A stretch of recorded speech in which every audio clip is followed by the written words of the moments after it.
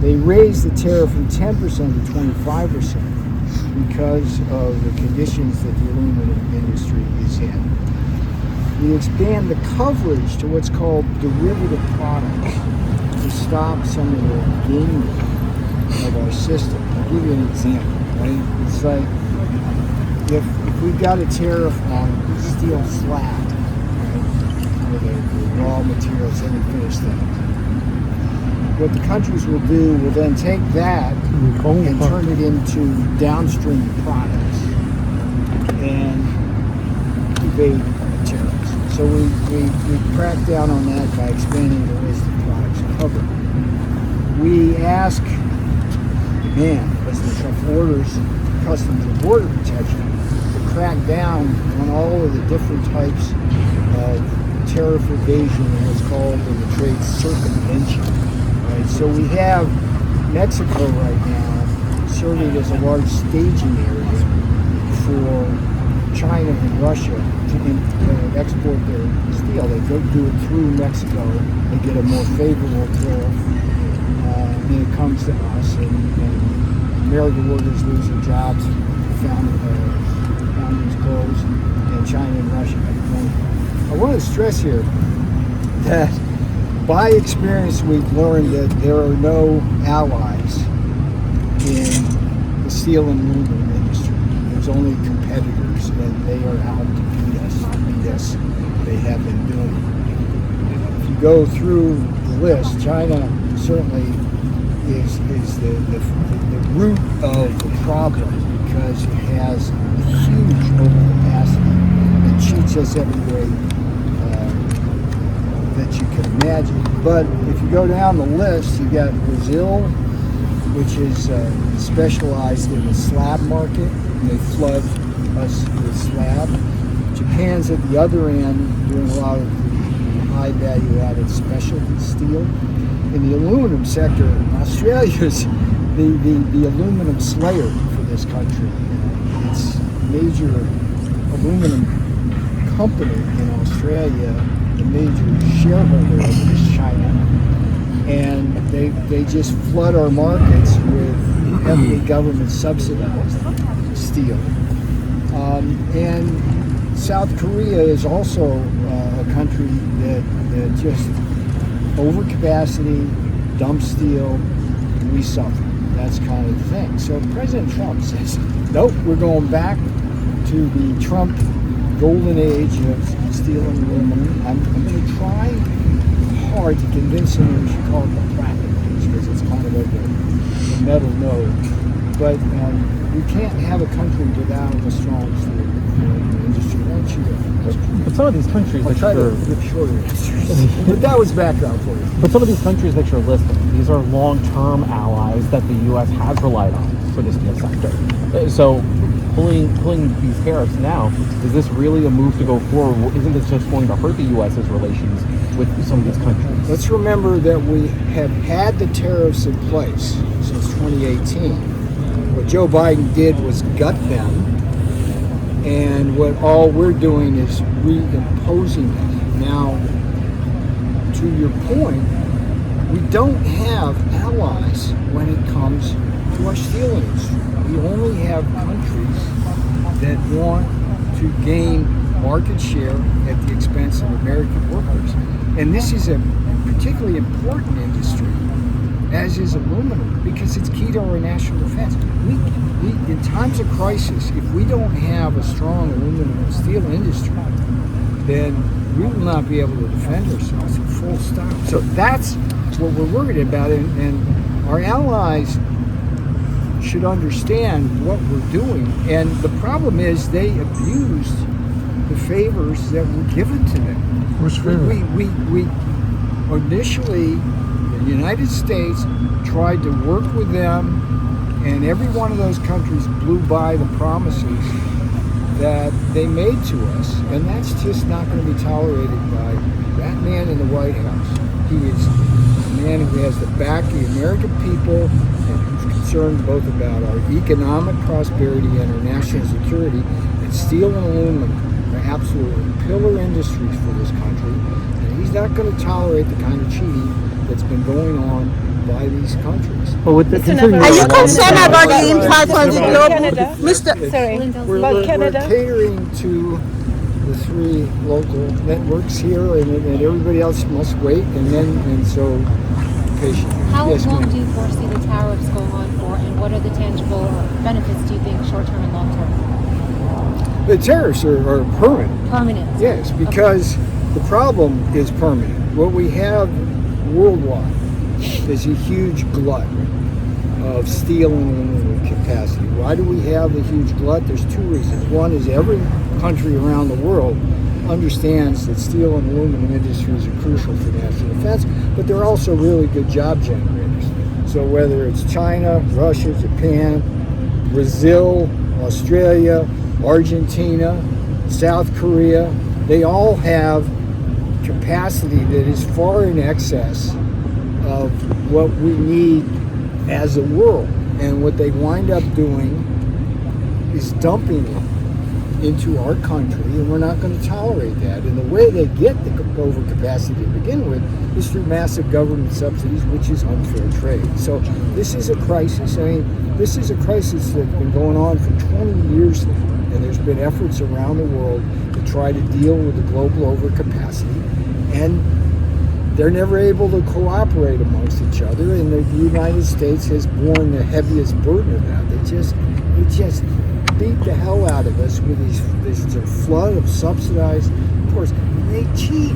They misclassify stuff. They use all sorts of transshipping, going through different countries, this, that, and the other thing. This is not going to tolerate that. Are you concerned about the impact on global economy? Said last night, he at least expressed what seemed like an openness to exemptions for a country like Australia when it comes to the steel and aluminum tariffs. And then more broadly speaking, when you look at the initial tariffs on Mexico and Canada from a couple weeks ago, those were obviously delayed by 30 days. Any concern that you guys are kind of flooding the zone really quickly and it could either impact negotiations or confuse negotiations with these different countries because certain tariffs are starting, stopping, being paused? There might be exemptions, there might not. There's nothing really to negotiate with steel and aluminum tariffs. We did that. In 2018, we put the tariffs in for steel and aluminum. We had all these negotiations. We gave a lot of our trading partners some dispensation, not enough to hurt us, but then Joe Biden kind of opened the barn doors to all sorts of stuff. And these countries did not abide by the agreement. So we learned. And fool me once, yeah, you know the expression. We're not going to be fooled again. So those steel and aluminum tariffs are permanent. They are permanent because of the international marketplace, which has this huge glut. As for these other issues, we've got an international trade crisis because of a $1 trillion a year trade deficit that's draining our assets and weakening us. That's got to be dealt with. We got a fentanyl crisis and an illegal immigration crisis. That has to be dealt with, and I think the president has demonstrated beyond any reasonable doubt that he's capable of dealing with more than one thing at a time. So we're comfortable. We have one more local Thank you. She's been patient. Thank you, Mr. Navarro. How about Canada, about steel and aluminum? Canada has always been a very strong ally to the United Are States. you Canadian television? Yes, Canadian okay, television. here's what I would say. We love the people of Canada. In the aluminum industry, we have a company named Rio Tinto, and Alcoa is the other one. Rio Tinto, the majority shareholder of that is China. And Alcoa and Rio Tinto in the aluminum space have flooded our markets with aluminum, and that's crushing our aluminum industry. So people in Canada, please understand, it's like we need to protect and defend our aluminum industry. So when it comes time to put an F-35s up in the sky to protect Canada and us and others, we'll have access to those materials. Now Canada their prime minister spent $1 billion of government subsidies, your taxpayer money, on building a national champion in ArcelorMittal, which is a steel company. which has been instrumental in flooding our markets with steel.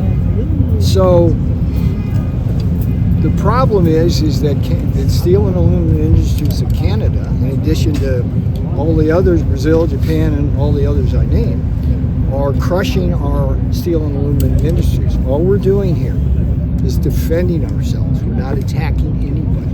We're simply defending ourselves against unfair trade practices and dumping and government subsidies so that we can have a strong industry. All right. Mr. Navarro, thank you. Mark Stone from Sky News, British TV. A couple of questions if I can. Sure. First of all, Britain has said that it won't retaliate for these tariffs, 25% on steel and aluminum. The EU has said it will retaliate. What will the President's reaction to that be? Well, let's talk about the EU. Billion euros here, 3 billion euros there. This is what the European Union has been giving them to subsidize their steel industry. And this is just fact.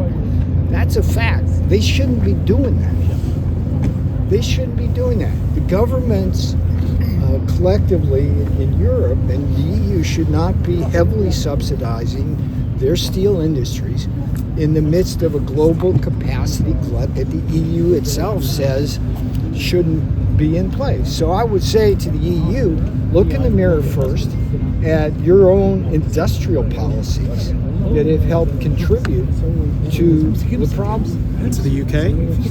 We love the UK, and if you're telling me that they have announced they won't retaliate, that's the most sensible response to this, because all we're doing in America here is defending ourselves against this unfair dumping and government subsidization. And if I, What should we say to the IMF? do you mind if I just follow up? Hang on. I'm not going anywhere. Can I follow up? Just be patient. Let's do follow up here, and we'll go to here, and then we'll try here. Okay? I just want to understand in simple terms. Yes. You get most of your steel and aluminium as we call it, from Canada and from Mexico. It's going to take a long time for the US to rebuild its domestic capacity beyond 4 years of the Trump presidency. So in the short term, surely prices here for Americans are going to go up because they're going to need to rely on steel and aluminum that's coming from countries that's going to cost 25% more. Surely not, and I'll tell you why.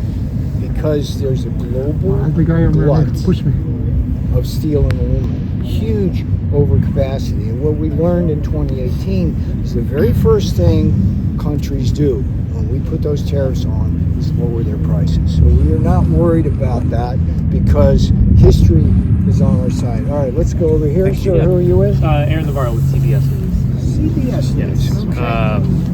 On reciprocal tariffs, any further details? We weren't here. I'm not going. I'll do one of these tomorrow if you want. But we're just doing steel Can I ask you a and aluminum question? today. Hang on. Sorry. Yeah, Reciprocal tariffs. Any further details We're you not. can share on I'm that? telling you sorry. tomorrow. Gotcha. Yeah. My Can you? Okay. Hang on. Yeah. Let's talk from Mexico here, and we'll keep going. I see. Did you have a chance yet? No, Oh, not it's your yet. turn. Okay. Go ahead. Where are you from? The Africa Bazaar magazine. The IMF has mentioned that the tariff will have a negative impact on the global economy. So what do you say to that? Well, it will not have a negative impact. What we'll do is it'll send a strong signal. I'm not crying here. Don't give me my cold. It's a sad story. Very sad story, Peter. Look, the message here that the United States is sending is certainly that we will defend our aluminum steel industries in the interest of national security, which is good for the world.